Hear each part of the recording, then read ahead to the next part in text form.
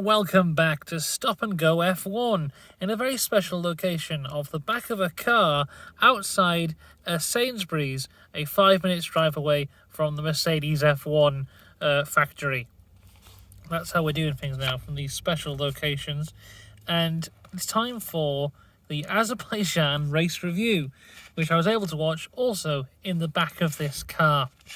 And I've even got my notes here on my notepad, so we're going to talk for everything that happened and just discuss the race in general. You know how it goes by now. My arms are already getting tired holding this phone up, and it's been 30 seconds.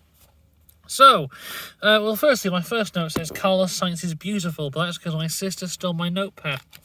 My second note says Ocon and Hulkenberg were changing the arm already. Ocon and Hulkenberg both started from the pit lane. Ocon, it was both due to braking park firme. Ocon started in the pits for the sprint as well. Hulk was just for this race. Now, the start I actually missed because the internet went off on my phone just as the race was about to start. But on the replay, I did see that Magnussen hit Bottas into turn 1, which seemed to give them both damage. Bottas losing 5 places within the first lap. I'm sorry this video isn't the most professional in the world, but here we go. But Verstappen was instantly on the back of Leclerc. They both had decent starts. Leclerc kept the lead up until lap 4 when Max was able to get past him through the DRS. And then Charles was instantly under pressure from Checo. Checo then would get P2 on lap 6. And Gasly would also pit on lap 6, becoming the first person to pit. And Alpine insisted that this was a planned pit stop. There was some speculation that maybe he was trying to go to the end on the hards, but he did not. He would have another pit later on. Stroll, at this point, had an interesting radio message where he was giving himself team orders to not attack his teammate. He was telling the team, guys, I promise I won't attack Alonso. I promise I won't attack him. I'm not going to do it. And they told Alonso, and he was like, okay, that's fine. Also, at one point, Alonso, just being the nicest guy in the world, was like, you should tell Lance to have my brake balance, really, because his one is rubbish. We'll keep on going, though. De Vries next. He hit the wall and then went off into the runoff area. Awful weekend for De Vries. I mean, he did well kind of well in the sprint race. That sprint race was the only session that you could talk about Nick De Vries in a positive light this weekend. Everything else sucked. As we move on, Max pit on lap 11, and just as he's in the pits, the safety car came out, and this was for the Nick De Vries incident because the car was just sat there for ages. And when the safety car came out, because Max had just pit and Sergio was going to pit the next lap, then Crofty was like, oh, this is awful for Sergio. And I'm like, no, it's not. If you're out on track and you have to pit, that's good for you. Like, I don't like ragging on the commentators because everyone does it all the time for the most minor things, and sometimes they go, oh, how did you get those two cars that look identical confused? And I think that's a bit unfair. But in this circumstance, you've been a commentator for so long, how do you not realise that if you're on the track when a safety car comes out and you need to pit, that's good for you? I don't know. There we go. So Checo was able to pit from the lead and maintain the lead. Both Ferraris came in as well, as did both of the Astons. And behind the safety car, it was Checo leading from Leclerc and then Max in third. Off the restart, though, Max was able to get past Leclerc pretty easily again and then was onto the back of Checo. But Alonso had possibly one of the moves of the weekend. They have an incredible move on Carlos Sainz for P4. Hamilton and Russell had a little bit of a battle into P7, which was a hell of a lot more aggressive than I thought it would have been. Hamilton got past Russell there, and Russell kind of went on the radio and was like, oh dear, I'm not very good. So that was an interesting one. I keep on saying that I really want to see this Hamilton-Russell battle. I mean, that's the closest we've got so far, and my phone just said that my phone is getting hot, so the video may be affected, so this is going great. So that was the closest we're going to get at the minute. I'd like to see them have a proper battle over like a long period of time at some point. We'll have to wait and see for that one, though. Now, Sergio Perez popped up that he had an unsafe release from the pit stop. This was going to be under investigation. I didn't see that be mentioned again, so I guess he's okay. Stroll hit the wall, but got very lucky. Lots of guys did, though, actually, especially on turn 15. A lot of guys just kind of tapping the wall a little bit and getting very lucky. I saw Max and Checo a couple times, they're kind of rolling the dice, where that could have been a puncture, but they were lucky there. Stroll properly hit the wall in the same place that De Vries did, but was able to carry on. Russell then had a pit lane entry investigation, but there was no further investigation actually needed, so I don't know why they were investigating it in the first place. Stroll went wide before going onto the straight and got really under pressure from Hamilton, and then basically let Hamilton through for P6. Gasly then pits for the second time on lap 24, but not to be beaten. Bottas ended up pitting 3 times. Zhou retired the car on lap 38 due to some kind of issue, and then at one point we're on board with Ocon, and the Alpine is bouncing again. It's happened twice this weekend, and the thing with that is you could instantly go, oh, with porpoising's back, but with their lack of practice time, it may just be a setup issue.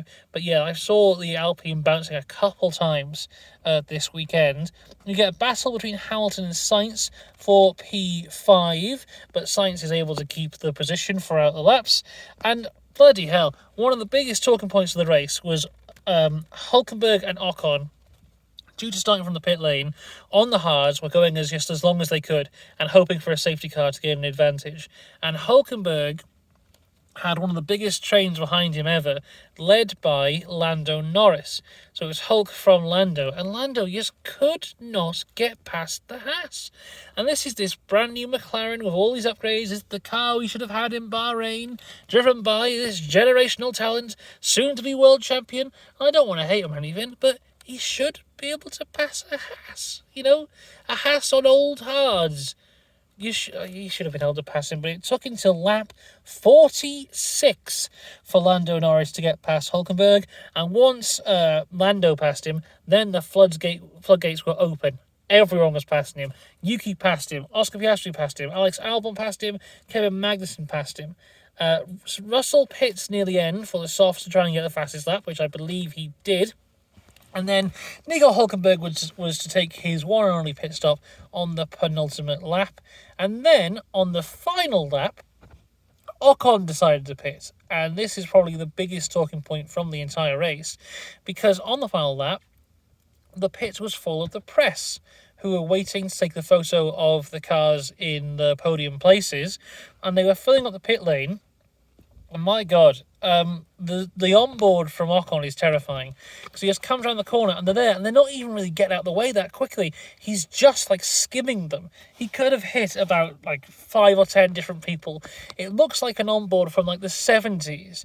I've been going back and watching quite a few old races at the minute where they would just have the public in the pit lanes, and it's terrifying. And just watching that, firstly, as everyone's going to say, because it's obvious, that should not have happened. And I don't know how it did happen. My only thought process can be that normally people don't pit on the last lap, so they think it's safe. And I imagine maybe this has been a thing that's been going on for a while, and this is the first time they've been caught out. But yeah, that's awful. Awful, awful, awful stuff.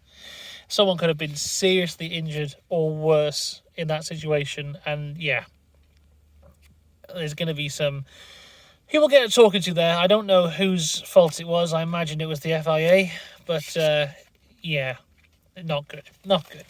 But let's move on, though, because let's talk about Checo Perez, who won the race. He obviously massively benefited from the safety car when that came out to give him the position of first place. But that was very early on in the race. And he controlled the race really well from there, was able to build a gap over Max over the few laps.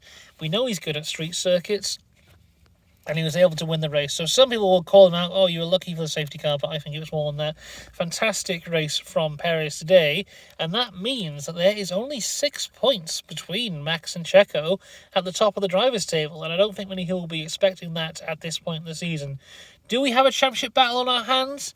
At this moment, I'm still leaning towards no rather than yes, but when there's a 6 point gap, after what's this, the 5th race of the year, you've got to think that there's something there. So there you go. It was it's complete the top 3. So Verstappen was second from Leclerc.